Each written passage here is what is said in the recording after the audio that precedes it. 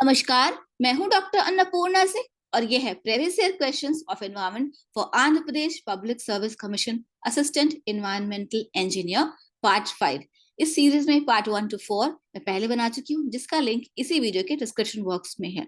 और ये सभी क्वेश्चंस पहले तेलंगाना स्टेट के असिस्टेंट एनवायरमेंटल इंजीनियर एग्जाम में पूछे जा चुके हैं, तो आंध्र प्रदेश स्टेट में भी ऐसे क्वेश्चंस आने की प्रबल संभावना है। तो पूरे वीडियो में बने रहिए और ध्यान से देखिए, एक एक क्वेश्चन को समझने की कोशिश कीजिए, ठीक है।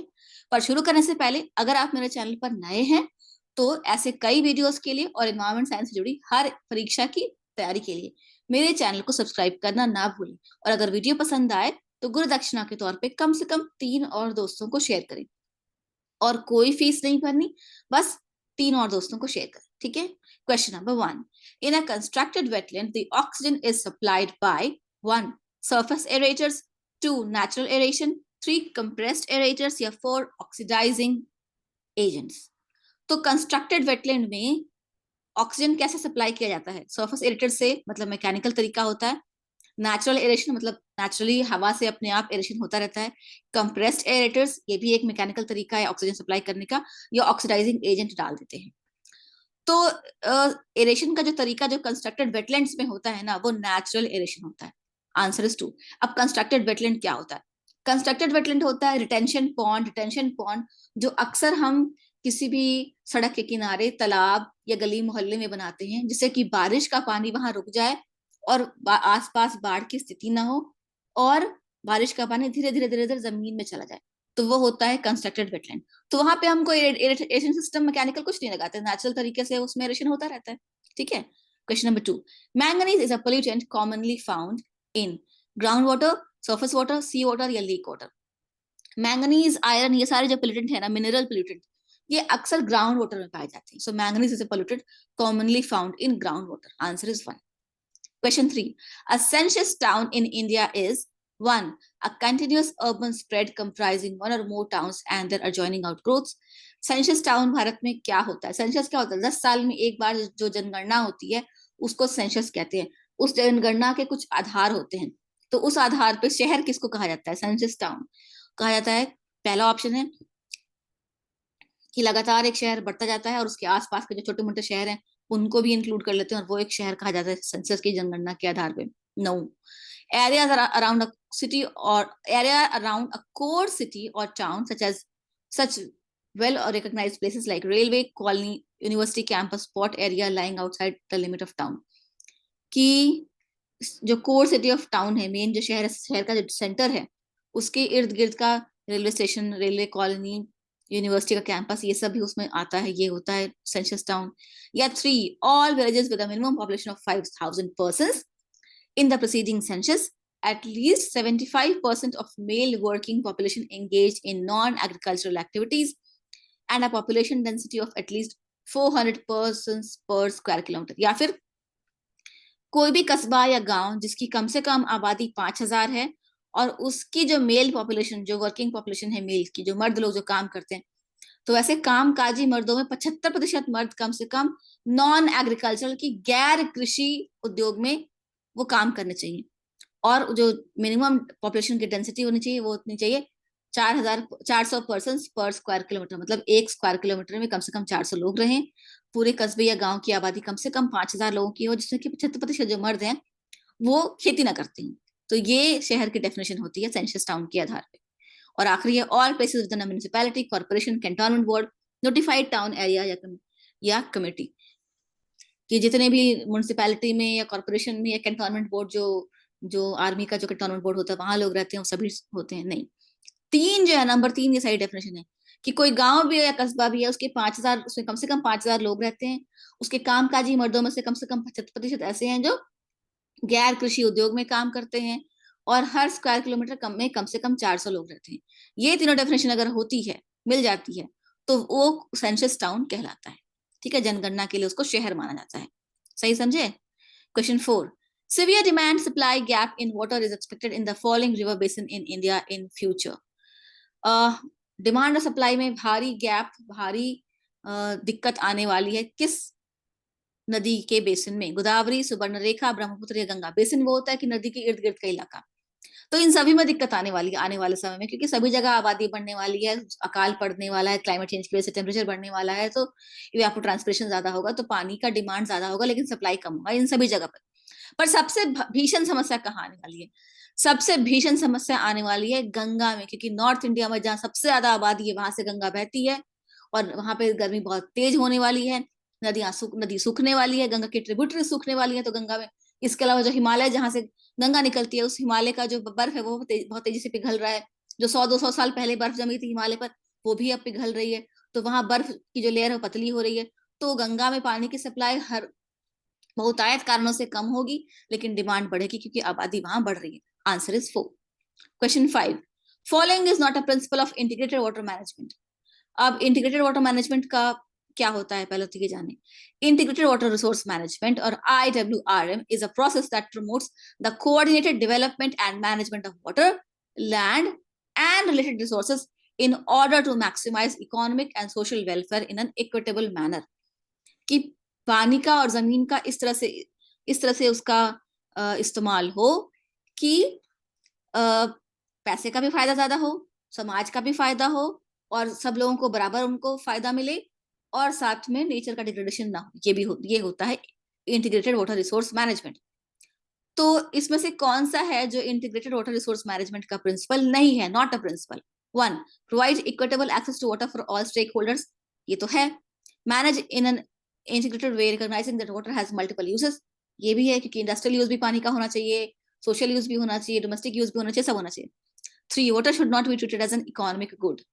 एक पानी को जो है वो इकोनॉमिक एक पैसे के मामले में नहीं तोलना बोलना चाहिए।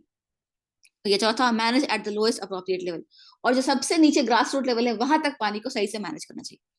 तो नॉट अ प्रिंसिपल, जो कि प्रिंसिपल नहीं है, वो है 3, water should not be treated as a economic good. ये प्रिंसिपल नहीं है, क्योंकि प्रिंसिपल है कि water should be treated as an economic good, तो ये आंसर होगा 3। ठीक है। Question number 6, when an area gets urbanized, following component in the water balance gets reduced। जब कोई एरिया अर्बनाइज्ड होता है तब कौन सा कंपोनेंट वाटर बैलेंस में कम हो जाता है? Evapotranspiration, run of, imported portable water, या वेस्ट वाटर जनरेशन। तो रन ऑफ मतलब होता है वो पानी जो बारिश का पानी होता है, जो जमीन से निकलता हुआ, जमीन से निकलता हुआ पानी तक, वाटर सोर्सेस तक जाता है, रन ऑफ हो जाता है, पानी दौड़ के दूसरे स्रोतों में मिल जाता है, तो वो नहीं कम होगा। इंपोर्टेड पोर्टेबल वाटर, पानी बाहर से मंगाया जाए, वो भी कम नहीं होगा, बढ़ेगा। वेस्ट वाटर जनरेशन, ऑर्गेनाइजेशन ज्यादा होगा, ज्यादा लोग बसेंगे, तो वेस्ट वाटर जनरेशन भी ज्यादा होगा। जो चीज कम होगी वो होगी इवेपोट्रांसपिरेशन, इवेपोरेशन और ट्रांसपिरेशन, ये कम होगा, क्योंकि ज्यादा से ज्यादा पानी जब यूज हो जाएगा तो इवेपोरेशन और ट्रांसपिरेशन का स्कोप ही कम बचेगा। ठीक है। Maximum water will be utilised and hence there will be less evaporation and less transpiration. Transpiration तब होता है जब पेड़ पौधों से पानी ट्रांसपायर होता है उनके पत्तों से, तो जब अर्बनाइजेशन ज्यादा होगा तो पेड़ पौधे कम होंगे, जो फॉरेस्ट लेयर है वो कम होगा, तो ट्रांसपिरेशन कम होगा और इवेपोरेशन भी कम होगा। Okay. Question 7, in water sensitive urban design WSUD storm water is. Water sensitive urban design मतलब सेंसिटिव मतलब भावुक है हम, कि पानी के शहर को हम इस तरह से डिजाइन करें कि पानी की बर्बादी कम हो। वाटर सेंसिटिव अर्बन डिजाइन यही होता है कि design cities in a way to reduce water wastage. ठीक है। तो स्टॉर्म वाटर जो होता है, रन ऑफ वाटर जो होता है, उसका क्या होता है? जब बारिश का पानी होता है उसका क्या होता है? 1, directly let into the nearby streams / water bodies through efficient drainage system. Directly आसपास के पानी के स्रोतों में मिला दिया जाता है रेन वाटर को, ताकि और एफिशिएंट ड्रेनेज सिस्टम के तहत, ताकि पानी इधर उधर न जाए। 2, mixed with domestic waste water to reduce the concentration by dissolution and then let into water bodies. और या फिर जो बारिश का पानी है जो जमीन पे गिरता है उसको स्टॉर्म वाटर कहते हैं, और स्टॉर्म वाटर को डोमेस्टिक वेस्ट वाटर के साथ मिला दिया जाता है और फिर उसको पानी के स्रोतों में डाल दिया जाता है। नहीं, ये दोनों नहीं होगा। 3, treated and majority of it is used for recharging aquifers, कि उसको एक ट्रीटमेंट दिया जाता है, माइल्ड ट्रीटमेंट, और उसको फिर मैक्सिमम जो पानी है उसको जमीन में डाला जाता है ताकि एक्विफर को रिचार्ज किया जा सके। या फिर 4, treated and is that then let into stream and water bodies, कि उसको ट्रीट करके नियर बाय स्ट्रीम से वाटर बॉडीज में डाला जाता है। तो उसको हमेशा इंटीग्रेटेड वाटर यूज मैनेजमेंट में जो सेंसिटिव अर्बन डिजाइन है वहां पर storm water is always treated and majority of it is use for recharging aquifers, underground reservoirs of water. क्यों? क्योंकि अगर वाटर को हम स्ट्रीम्स में डाल देंगे, if we let the water into streams, then all the water will be wasted into streams and then with streams it will flow out of the city limits. Stream में जाएगा नदी में तो वो निकल के बाहर चला जाएगा शहर से, तो वो नहीं चाहिए, हम अंडरग्राउंड वाटर को उससे रिचार्ज कर लेते हैं. Answer is 3. Question 8. In stakeholders meetings, city officials are typically concerned with 1. Job creation, 2. Cost and ease of maintenance, 3. Provision of basic services या 4. Awareness. Stakeholder meeting क्या होती है? Stakeholder meeting मतलब public meeting जो भी EIM के दौरान होती है.